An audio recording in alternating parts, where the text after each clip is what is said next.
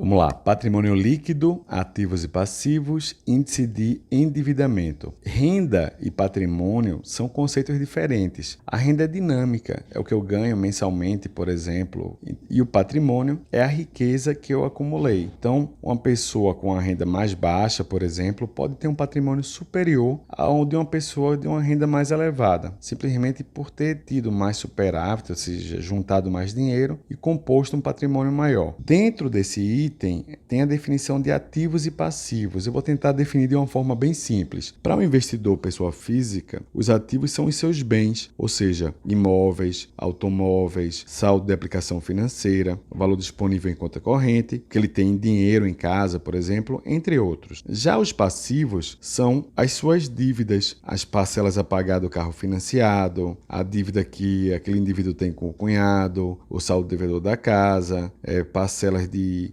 lojas, parcelamento de cartão de crédito. Uma coisa interessante é que nem sempre os sinais externos eles retratam riqueza, patrimônio. Por exemplo, você tem um indivíduo ali com um carro 0 km, um carro novo, e você imagina ali que ele tem uma grana acumulada, que tem patrimônio, mas junto com aquele carro vem um carnê de parcelas. Então ele deve o carro quase que inteiro. Quando a gente abate o ativo, que é o automóvel, do passivo, que é a dívida que ele tem com o banco que financiou o automóvel, a gente vai ver que o patrimônio líquido daquele indivíduo ali é mínimo. Então, uma análise técnica para saber qual o patrimônio, qual o índice de endividamento é bem interessante por parte das instituições financeiras. Do ponto de vista contábil, só registrando, o ativo total é o passivo mais o patrimônio líquido. O endividamento ele pode ser visto por duas óticas. O fluxo de caixa mensal, tá? O quanto você deve mensalmente, se compromete a pagar de dívida mensalmente. O outro é o endividamento geral, sua dívida total, quanto você deve ao todo. Quando, por exemplo, a gente trabalha com o fluxo mensal, os bancos, por exemplo, costumam usar como critério um limite máximo de 30% da renda do indivíduo para pagamento de dívidas, né? Para pagamento de parcelas de empréstimos. Mais do que isso, teoricamente comprometeria o orçamento dele para comer, para pagar plano de saúde, enfim, para viver. Já a dívida total, ela tem diversos aspectos que são importantes, como qual é a taxa de juros média dessa dívida total, qual é o prazo. Às vezes as pessoas devem muito, mas são dívidas de longo prazo, com taxa de juros baixa e que, por exemplo, é para financiar um imóvel que, por sua vez, vai abater as despesas mensais que o indivíduo teria com um eventual aluguel. Então, a gente pode até classificar como uma dívida boa. E tem gente que tem uma dívida que não é tão grande, mas é uma dívida de curto prazo, com juros altos e que compromete aquele indivíduo, compromete a renda total familiar. Então é importante ver que tipo de dívida é, qual o prazo, qual a taxa de juros para traçar um perfil mais completo do cliente, do investidor e fazer uma melhor adequação dos produtos de investimento em relação à liquidez, em relação à rentabilidade.